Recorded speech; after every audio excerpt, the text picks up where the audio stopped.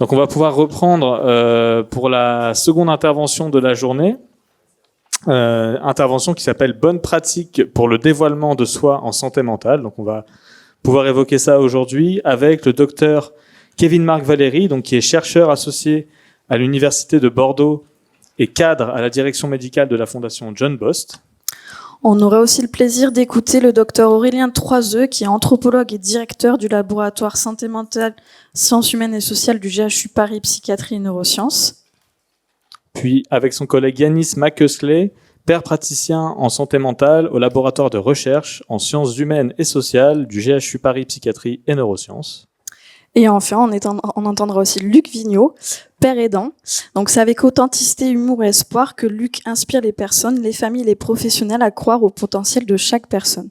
Donc merci à vous quatre d'être présents et on cède la parole à nos intervenants.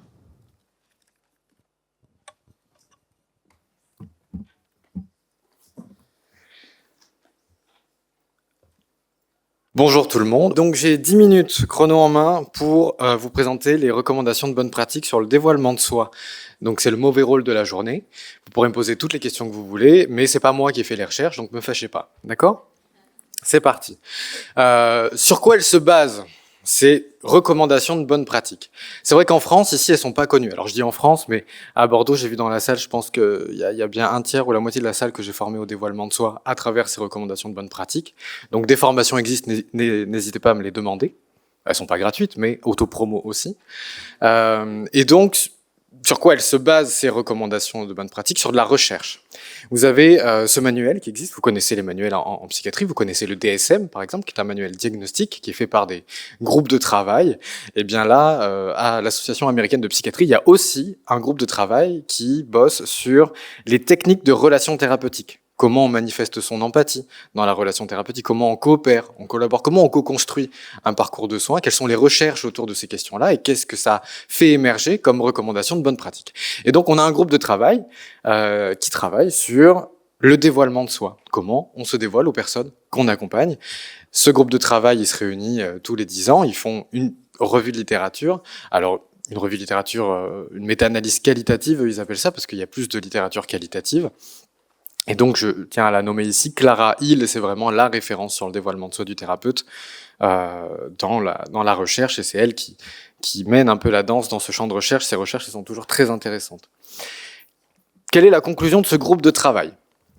Ils disent, le dévoilement de soi, c'est une technique prometteuse, mais les recherches sont insuffisantes. Et moi, je suis psychologue dans la vie, et quand une technique n'est pas validée scientifiquement, je ne l'utilise pas parce que je suis un peu rigide. Ça, c'est mon problème, je garde pour moi, mais du coup, quand je vois technique prometteuse, mais recherche insuffisante, je me dis, ok, j'attendrai que ce soit validé. Ben, avec le dévoilement de soi, c'est pas trop possible d'attendre.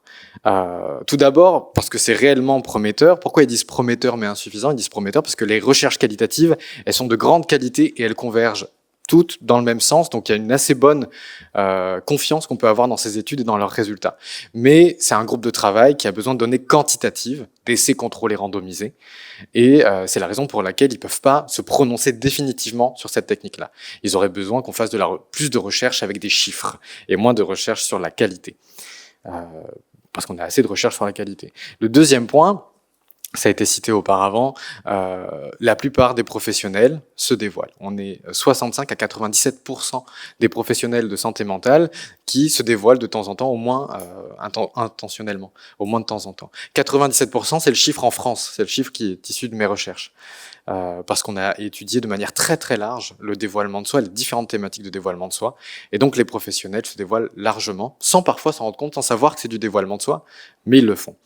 Donc vu qu'on ne peut pas empêcher le dévoilement de soi, tous les professionnels le font, sauf 3%, mais tous les professionnels le font, ben, on a besoin d'encadrer cette pratique avec des recommandations, et donc on va se servir des nombreuses études qualitatives pour dégager des recommandations de bonnes pratiques.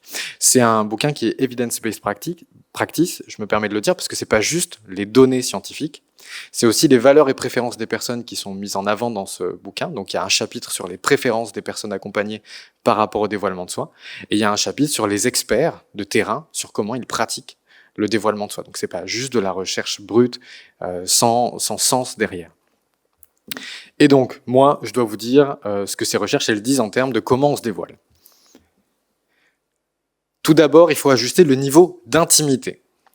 Il ne faut pas faire des dévoilements de soi qui ne sont pas assez intimes, mais il ne faut pas faire non plus des dévoilements de soi qui sont trop intimes.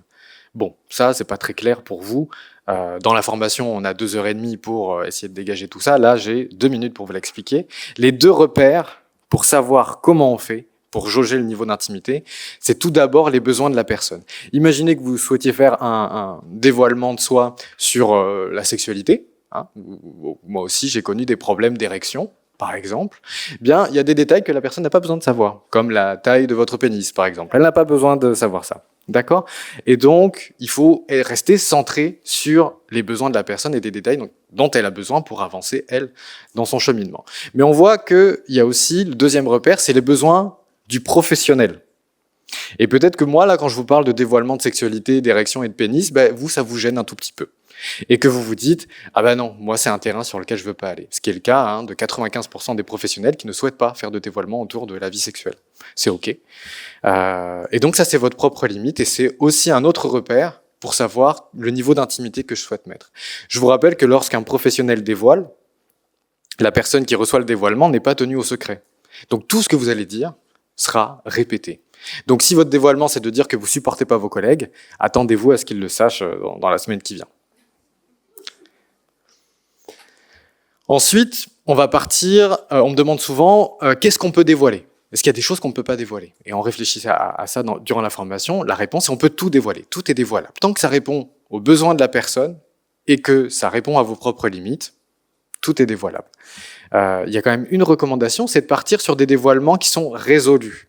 Les recherches qualitatives montrent que quand un professionnel dévoile à propos de quelque chose qui est encore en cours dans sa vie, imaginez un divorce, imaginez un deuil, c'est plus difficile pour le professionnel de tenir émotionnellement ou de tenir cognitivement lors de ce dévoilement. Donc si vous êtes en deuil et que ça vous réactive, parce que c'est encore un truc très frais et très récent, le dévoilement il va être difficile. C'est un conseil de dévoiler quelque chose qui est résolu, mais il y a des exceptions à ça. Si on parle de père aidance, le rétablissement c'est quelque chose de continu, qui n'a pas de fin. Donc on ne peut pas dire il faut attendre que le rétablissement soit résolu pour dévoiler sur le rétablissement, ça n'aurait pas de sens. Donc c'est aussi des recommandations qui sont à adapter à la pratique de la pérédance, et c'est ce que la CMR pérédance essaye de faire. Autre recommandation, souligner les similitudes. Ça, s'il y a un truc à retenir sur les 10 minutes de temps de parole aujourd'hui, c'est ça, parce que c'est le cœur nucléaire de cette technique-là. C'est ce qui explique pourquoi le dévoilement de soi, ça fonctionne. Quand on a un entretien avec une personne qu'on accompagne, on est dans une posture, il faut avoir en tête les postures de moi versus toi. Souvent le moi, personnellement, c'est professionnel, toi, c'est la personne accompagnée. Quand je fais un dévoilement à propos d'un point commun qu'on a, vous savez, moi aussi, j'ai une ado, et c'est pas parce que je suis psychologue que c'est simple, tous les jours, elle a des crushs, j'ai pas toujours compris de quoi ça s'agit, mais ok, je fais avec. Quand on fait ça, on fait du nous. Il n'y a plus moi versus toi, professionnel versus personne accompagnée, il y a nous, les parents en galère. On va se soutenir. Et ça m'est arrivé à travers une formation, avoir une professionnelle qui avait eu cette intelligence d'aller dans un groupe qui était proposé aux personnes accompagnées dans son service. C'était un groupe sur la parentalité, puis elle était enceinte, et puis elle se posait des questions, et elle s'est dit pourquoi moi j'en profiterais pas ? Je serais autour des personnes qu'on accompagne, mais moi aussi j'ai des questions à poser à la psychologue de mon service, et puis ça peut profiter à tout le monde. Et elle était vraiment dans cette posture de nous, les futurs parents, nous, les personnes endeuillées, et c'est ça qui permet au dévoilement de soi d'être efficace, c'est de permettre l'horizontalité, l'authenticité. Donc moi, mon petit tips personnel que je donne aussi en formation, c'est de commencer les dévoilements de soi par tout comme vous. Déjà, moi, ça me permet de savoir quand est-ce que je commence mon dévoilement de soi. En tant que clinicien, c'est important que je sois toujours en travail dans ma tête quand j'écoute les gens. Donc, ça me permet d'avoir le début. Tout comme vous, j'ai perdu ma mère il y a quelque temps. Voilà, donc je sais que je commence par ça. Et puis, tout comme vous, c'est le tips pour me rappeler que le cœur nucléaire de cette technique, c'est la similitude, c'est les points communs, et qu'il faudra que j'insiste dessus durant mon dévoilement de soi. Autre recommandation, restez bref. Si vous êtes travailleur en professionnel, en libéral, que vous donnez des rendez-vous d'une demi-heure aux personnes, mais que vous vous dévoilez pendant 25 minutes, eh bien c'est vous qui devez de l'argent à la personne qui vous écoute. Donc l'idée, c'est d'être bref. Quand j'ai calculé un peu dans les manuels de dévoilement de soi comment ça se passait, c'est entre 30 secondes et 2 minutes le premier élan. quand je vais raconter, voilà, si je vous raconte la mort de ma mère, je vais prendre 30 secondes à 2 minutes pour ça. Ça ne compte pas les relances, c'est-à-dire si la personne s'intéresse, pose des questions, ça compte pas dans le temps. Mais voilà, essayez de ne pas faire trop long. Expliquer les raisons du dévoilement, ça c'est hyper important au niveau éthique, c'est une recommandation éthique. Pourquoi ? Parce que il y a beaucoup d'opposants au dévoilement qui vont vous dire « oui, mais ça suggère une relation non professionnelle, amicale plus si affinité ». Et donc ça fait bizarre. Oui, mais non, parce que si vous expliquez les raisons du dévoilement, vous enlevez toute ambiguïté de votre part. Si je vous dis ça, donc c'est ce que j'utilise moi comme phrase souvent, si je vous dis ça par rapport au deuil de ma mère, si je vous dis ça, c'est parce que ce que vous vivez n'est pas anormal. Au contraire, beaucoup de gens connaissent aussi cette souffrance, et moi, en tant que psychologue, j'ai beau être psychologue, moi aussi j'ai souffert et j'ai du mal à fonctionner. Voilà pourquoi je vous dis ça. Je vous dis ça, c'est pas pour qu'on aille boire un verre ensemble, c'est pas parce que j'ai envie qu'on devienne amis. Je vous dis ça parce que j'ai envie de valider ce que vous ressentez. On termine en redonnant la parole, généralement avec une question ouverte. C'est quand même plus simple. Il faut se mettre à la place de la personne qui reçoit le dévoilement. En France, les professionnels sont formés en formation initiale à se taire, à ne pas révéler des choses de leur propre vie. Donc moi, je suis obligé de combattre ces formations initiales tout au long des formations continues. Mais du coup, les personnes accompagnées, elles sont très surprises de voir le professionnel raconter leur vie. Ah, tiens, il me raconte qu'il a des enfants. Et du coup, elles ne savent pas quand est-ce qu'elles doivent reprendre la parole. Donc c'est à vous de redonner la parole, si possible avec une question ouverte. En quoi ce que je viens de vous dire peut vous aider ? Par exemple, question ouverte, toute simple. Et là, j'ai compris que c'est à moi qu'on redonnait la parole. On observe les réactions de la personne. Si la personne, elle s'avance, elle écoute, elle relance, elle pose des questions, c'est plutôt le signe qu'elle est sensible à cette technique-là. C'est intéressant. Si la personne, elle se recule, qu'elle relance pas ou qu'elle dit oui, bon, c'est qu'elle n'est pas sensible à votre technique de dévoilement et c'est pas la peine de continuer le dévoilement avec elle. Et enfin, la dernière recommandation, c'est de se préparer au dévoilement de soi. Oui, le dévoilement de soi, c'est spontané, mais spontané, ça ne veut pas dire faire n'importe quoi, improviser, etc. Pourquoi on propose de se préparer au dévoilement de soi ? C'est pour ne pas regretter.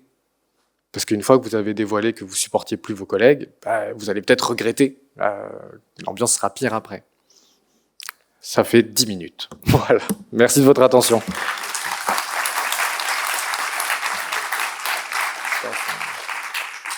Ça retourne ça.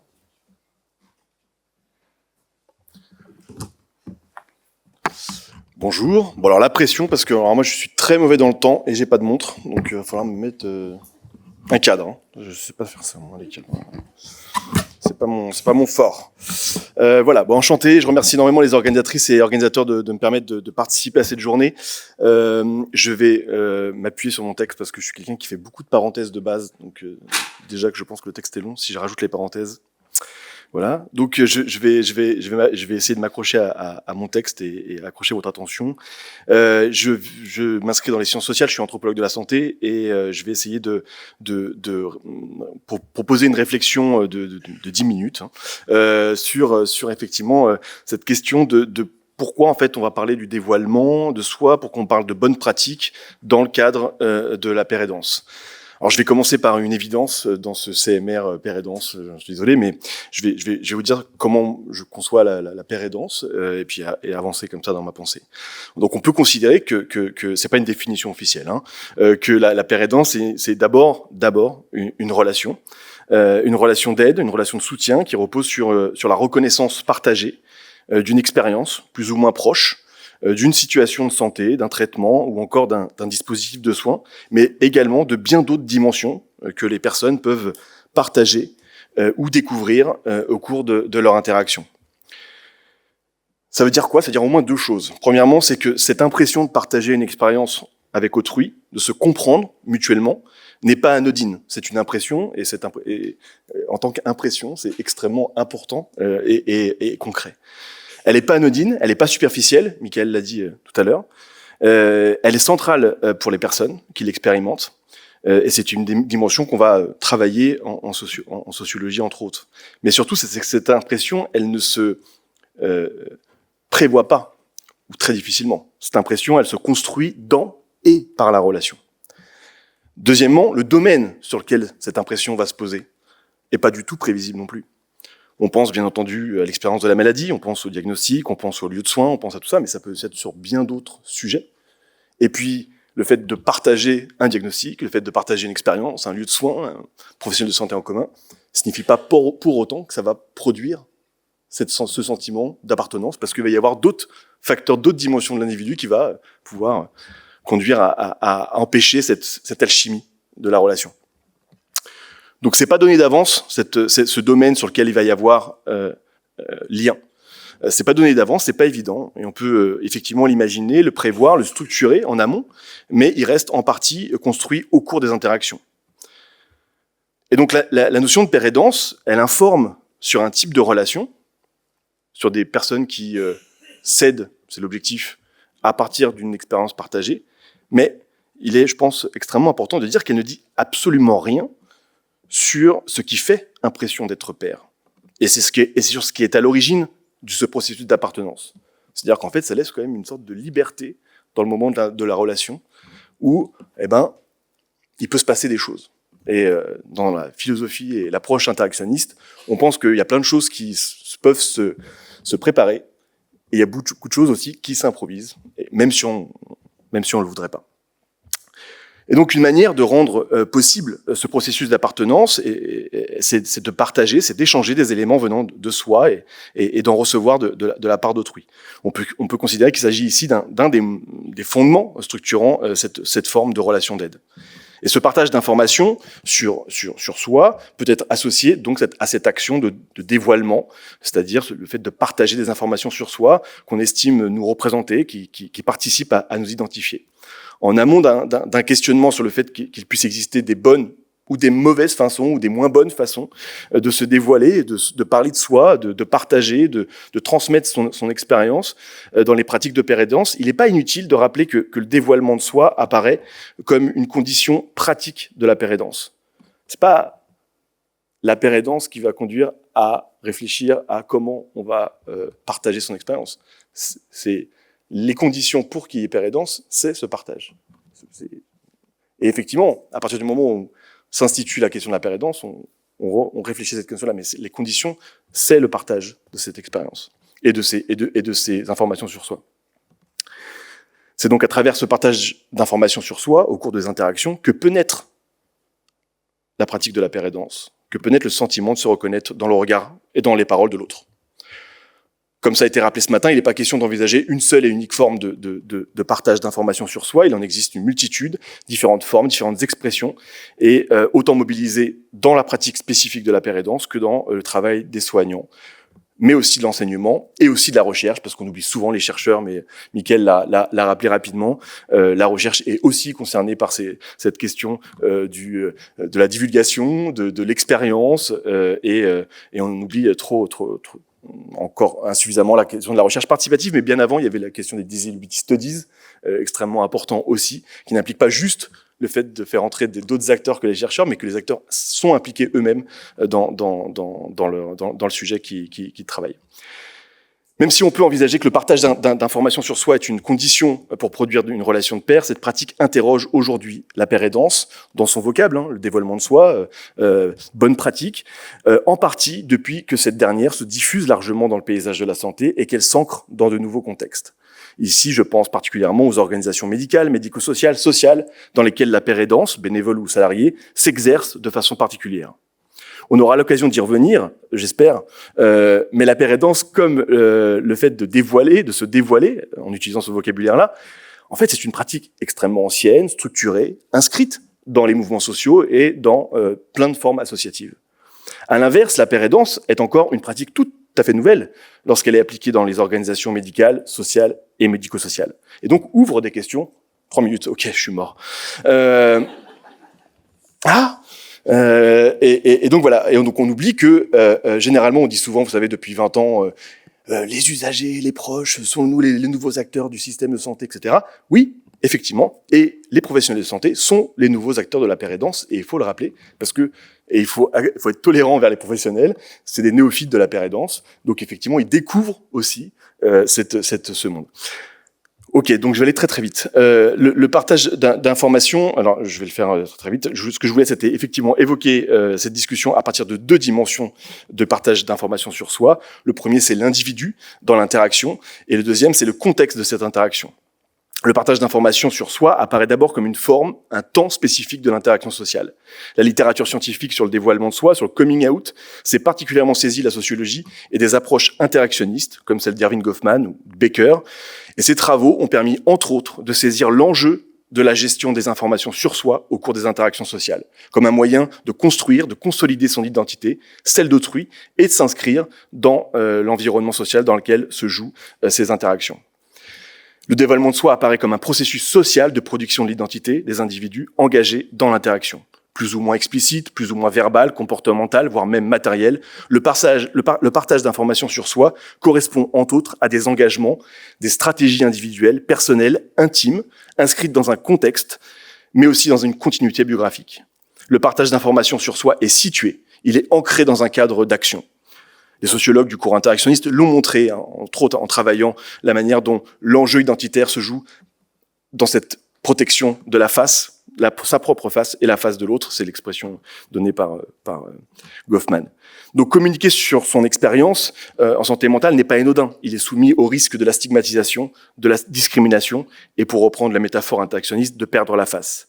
Il implique donc de travailler cette face dévoilée. Et les pères aidants, comme les acteurs étudiés par Goffman, montrent que parler de soi demande une certaine technique, une certaine stratégie relationnelle, reposant, ça a été évoqué, sur une gestion fine de ce qui peut être dit, à qui et dans quel contexte. Le dévoilement de soi donc n'est jamais détaché du contrôle de l'information et de l'image de soi. Il est l'expression d'une identité en mouvement, négociée devant l'autre.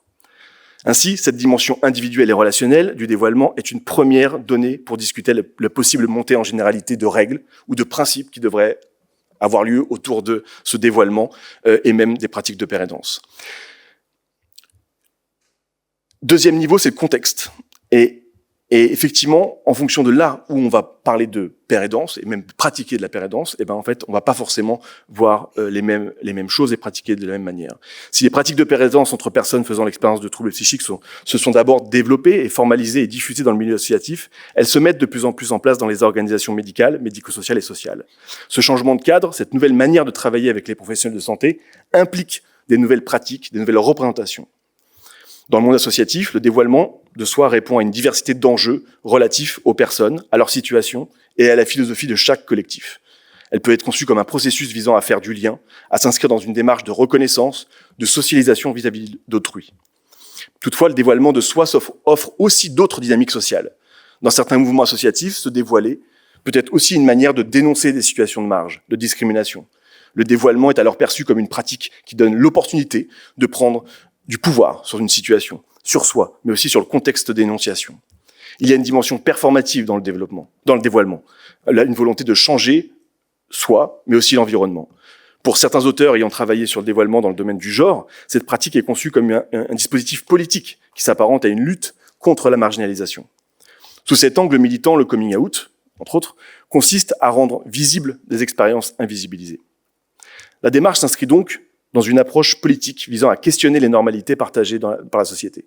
Donc on voit bien que, sans qu'on limite ça à deux polarités, mais il y a à la fois cette idée de partager son expérience pour créer du lien, pour créer de nouvelles normalités entre les uns et les autres, et c'est aussi, dans son histoire, une manière aussi de dénoncer certaines normalités qui ne sont pas partagées par toutes et par tous.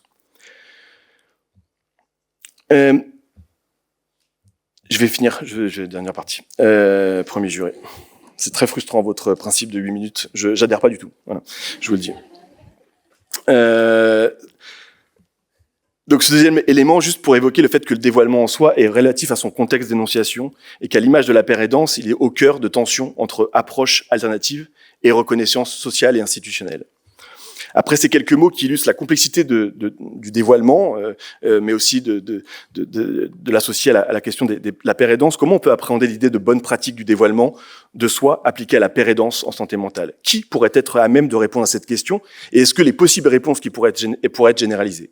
L'expression bonne pratique est polysémique. On peut y voir une démarche de co-construction, de manière d'améliorer les pratiques, mais c'est aussi une expression qui peut renvoyer également à une dimension plus normative du dévoilement de soi, c'est-à-dire la recherche de règles objectives visant à définir les conditions appropriées à produire les effets attendus de la pérédance.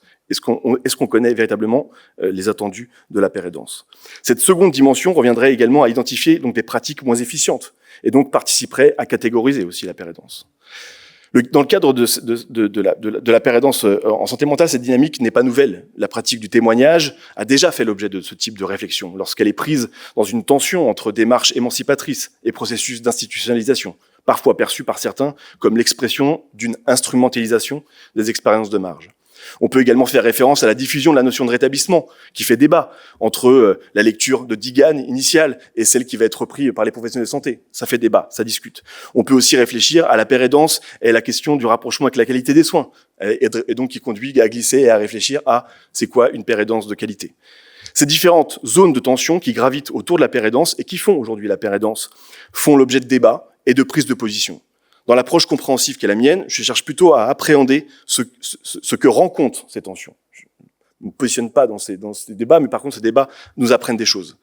Et on peut considérer que le choix de l'expression de bonne pratique ou le choix de dévoilement aujourd'hui illustre le déplacement de la paire aidance du monde associatif, du monde communautaire vers celui des organisations de santé.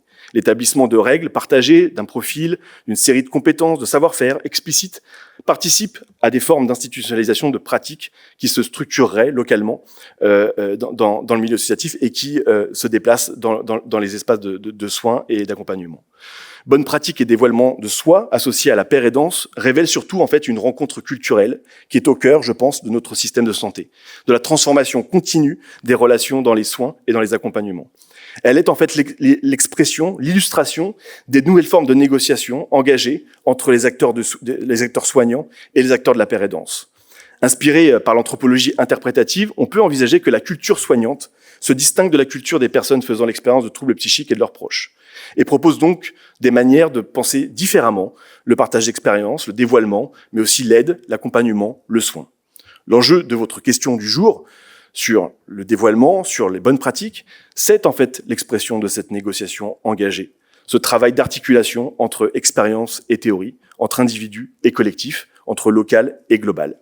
Et la journée que vous proposez en est, j'ai l'impression, sa matérialisation. Je vous remercie.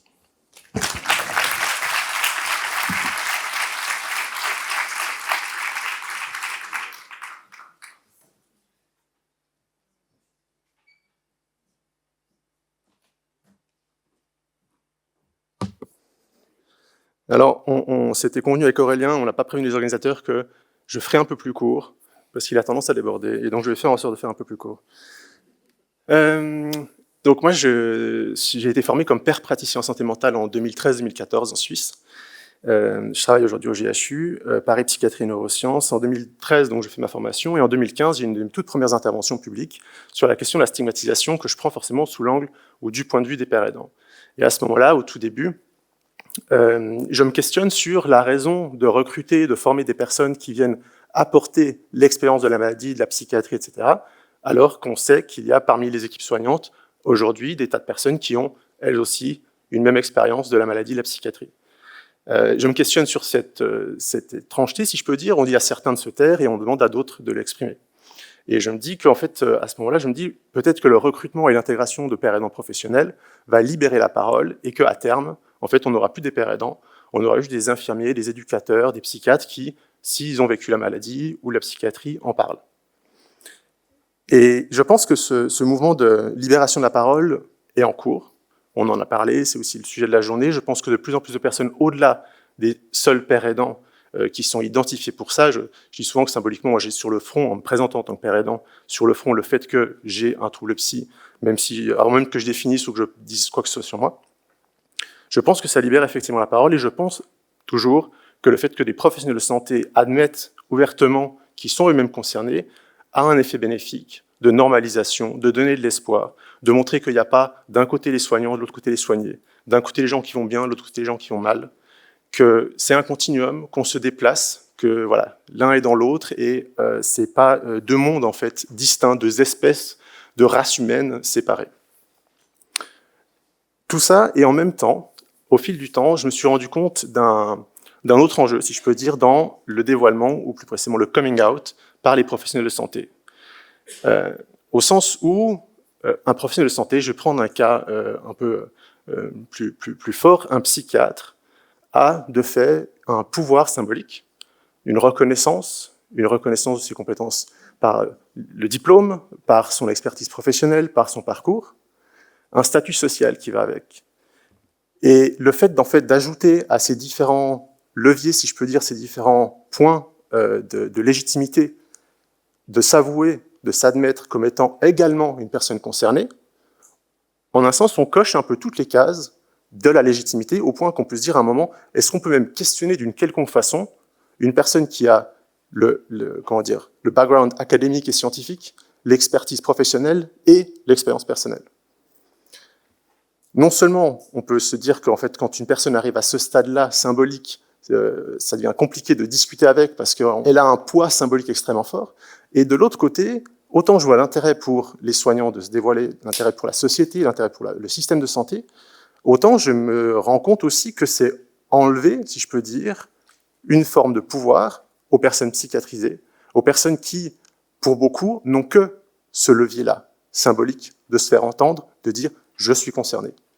Et en fait, on pourrait à terme avoir une table ronde constituée de professionnels de santé qui ont une longue carrière, qui sont experts de leur domaine, qui ont un doctorat et qui sont également concernés par la maladie.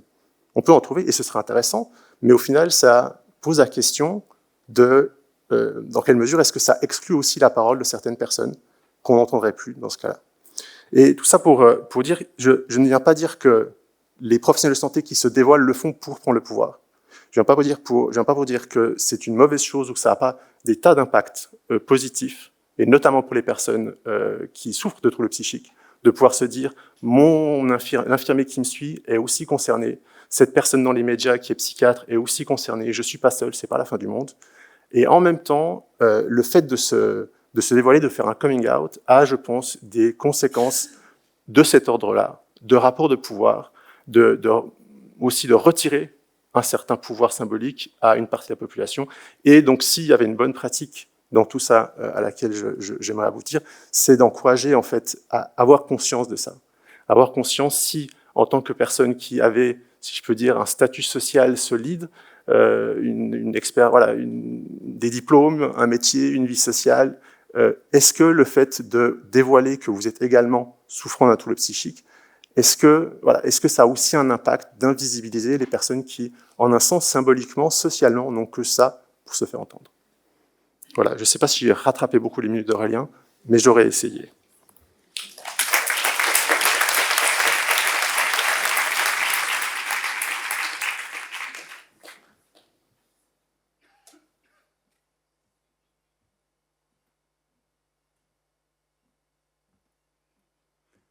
Bonjour. Alors, je suis très heureux d'être ici ce matin. Merci beaucoup.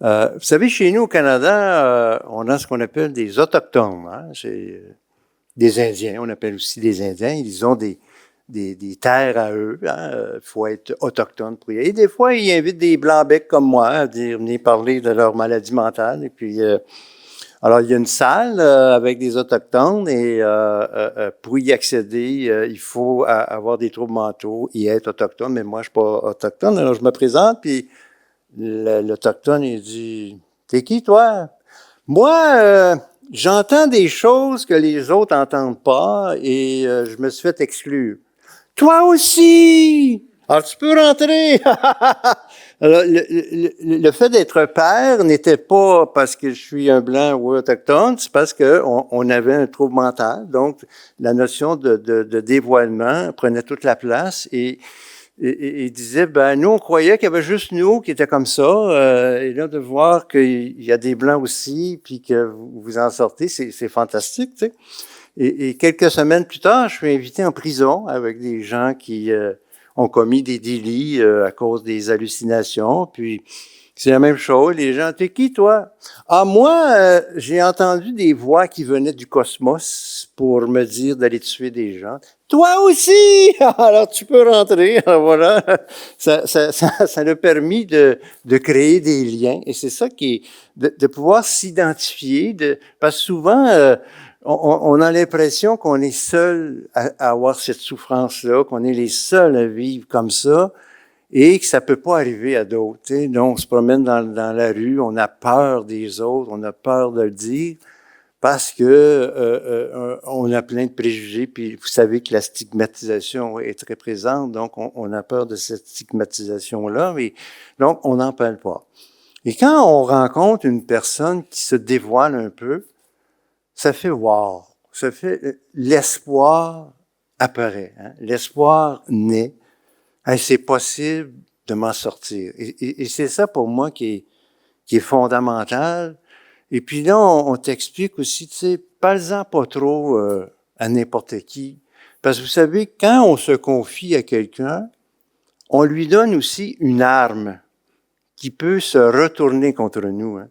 Il y a des personnes malveillantes qui peuvent nous attaquer avec les confidences qu'on leur a fait.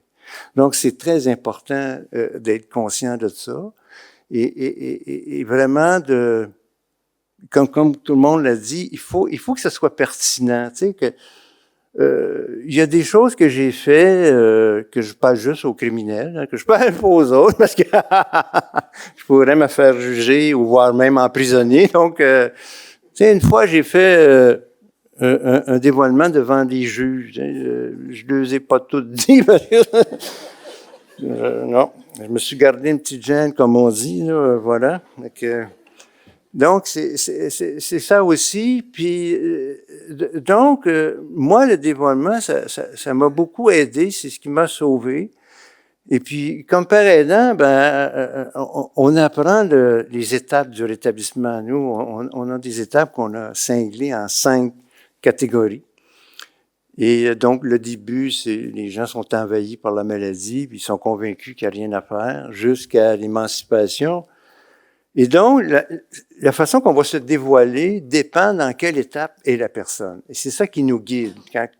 Si on rencontre des gens à l'urgence psychiatrique, on lui parle de notre début. Hein, on va surtout pas lui parler de notre voyage à la Costa del Sol, ça va les faire chier. Donc, on en parle de ça, ceux qui sont vers la fin. Là, lui, ça tente d'aller à la Costa del Sol. Oui. Donc, ça dépend de où on est. Puis aussi, les proches, les parents aiment bien le dévoilement parce qu'on lui dit tellement de choses aux parents que souvent la fameuse fatalité, qu'il n'y a rien à faire, puis c'est une maladie, etc. Donc, d'entendre des gens qui ont eu les mêmes diagnostics puis qui s'en sont sortis, puis aussi de comprendre que, comment dirais-je, il faut sortir des mots des cliniciens. Hein, parce que moi, comme père aidant, quand je suis rentré à l'hôpital, j'ai dû apprendre leurs mots. Parce que quand je parlais dans mes mots à moi, ils n'entendaient pas, je ne sais pas. Il y avait du vent entre les deux oreilles, je ne sais pas. Alors, j'ai dû apprendre leurs mots. Et après ça, je remarque qu'il y a des pères aidants, après ça, qui se dévoilent, puis qui utilisent les mots des établissements. Il faut pas faire ça. Faut pas faire ça. Tu sais, moi, je parle beaucoup que j'ai mal à l'âme. Hein? Avoir mal à l'âme, ça parle aux gens. Hein, d'ailleurs, vous savez que le psychiatre, quand on le décortique, psy, c'est l'âme, et iatre vient du grec iatros, qui veut dire médecin de l'âme. Donc, des médecins de l'âme, ça soigne des gens qui ont mal à l'âme. Hein, c'est logique. Donc, il faut garder nos mots à nous. Quand on s'adresse à nos pères, c'est très important aussi pour que ça ait l'impact, vraiment l'impact de tu sais, il y a des mots que j'ai, là, c'est pas, j'avais ça ici, des comorbidités. Quel mot laid! Quel mot laid! Morbide dans l'esprit de la population, c'est la mort, hein, on sait que morbide, ben, c'est une maladie, là, alors les scientifiques, ils disent comorbidité. Bon. Mais pour nous, là, c'est yark! Hein? Moi, arrêtons de dire ces mots-là parce que c'est important. Donc, de garder des mots, puis aussi, j'aime bien quand les professionnels se dévoilent un peu, hein, effectivement, parce qu'on a souvent l'impression, comme patients, qui sont rien ne leur arrive à eux, hein, qui ont une vie extraordinaire, la vie est belle, alors que c'est pas le cas, hein. Comme Kevin l'a dit, ils ont des ados, ils ont des problèmes, ils divorcent. Bref, donc voilà. Puis à la clinique où j'étais impliqué, il y avait des réunions de rétablissement puis de partage avec les professionnels, les patients, les proches, tout le monde. Et tout le monde partageait un vécu difficile. Et ça permettait de normaliser le rétablissement aussi, puis de normaliser qu'il n'y a pas les patients d'un bord puis les professionnels de l'autre. Hein. On est tous des humains qui vivons des difficultés, puis je pense que c'est important de le partager. Puis aussi un petit mot sur les bibliothèques vivantes. Tu sais, c'est très à la mode, les bibliothèques vivantes. Mais c'est important de savoir à qui on s'adresse. Quand on veut permettre de déstigmatiser, par exemple, dans les usines, ben idéalement, la personne qui est le livre vivant doit être une personne qui travaillait en usine, qui a eu une maladie, puis qui est retournée en usine, hein, qui s'est rétablie. C'est comme ça qu'on va... Tu sais, si on met quelqu'un qui a jamais voulu retourner en usine où il fait d'autres choses, bon, on rate notre cible, littéralement. Donc, pour moi, c'est important quand on fait oui, la bibliothèque vivante grand public, c'est une chose, mais quand on s'adresse à des gens moins convaincus, c'est plus difficile. Et aussi, vous savez, il y a des psychiatres que je connais qui n'osent pas se dévoiler de peur d'être jugés par leur ordre professionnel. Il y a même des psychiatres qui s'auto-traitent pour ne pas avoir un diagnostic dans leur dossier. Quand je travaille aussi auprès de l'Ordre des pharmaciens du Québec, puis quand je donne mes formations, tous les pharmaciens viennent me voir en cachette en disant « Luc, moi, ma prescription, je vais la changer dans une autre pharmacie, dans une autre bannière, pour pas que mes collègues soient au courant que je prends un médicament pour ma santé mentale, parce que j'ai peur du jugement. » Donc, c'est une réalité, hein. Puis moi, je fais les médias, dans les médias, la télé, la radio, donc tous mes voisins savent que je suis un schizophrène. Donc, la majorité, bon, ils me disent bravo, merci. Bon, il y a des cons qui me disent continue de prendre tes pilules, ça va te faire du bien. Mais bon, mais généralement, je pense que le dévoilement, c'est aussi la meilleure façon de lutter contre la stigmatisation. Tu sais, au Québec, on a la Société québécoise de schizophrénie, et puis ils donnent des bourses pour retourner aux études aux personnes qui ont des troubles psychotiques. L'an passé, ils en ont donné 43. Et on a demandé aux 43 s'ils voulaient bien faire un petit témoignage qu'on mettrait sur le site web. Ils ont tous refusé. De peur que les gens... Alors ça m'attriste beaucoup. Donc, pour moi, ça va être important aussi d'amener le dévoilement sur la place publique. Parce que c'est, pour moi, la façon la plus efficace de lutter contre la stigmatisation. Et pour moi, ça, c'est important. Puis aussi d'avoir des pères aidants qui enseignent, hein, aux futurs professionnels dans les universités. Vous savez, moi, j'enseigne aussi dans une université.